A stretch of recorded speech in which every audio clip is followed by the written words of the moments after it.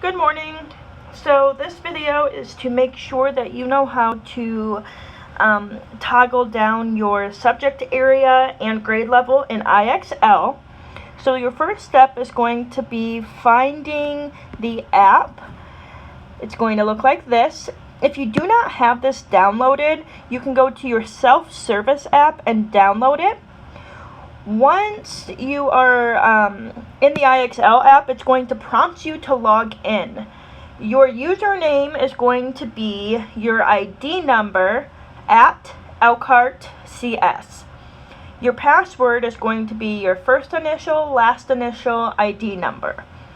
After you're done, it will sign you in.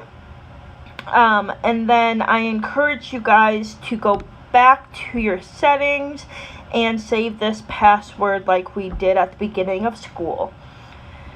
So once you're in IXL, you're going to wait for it to load.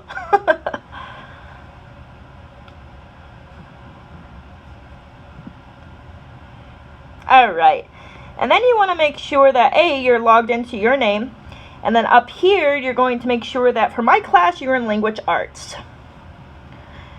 And then up here on the right, you want to make sure you go down to 7th grade.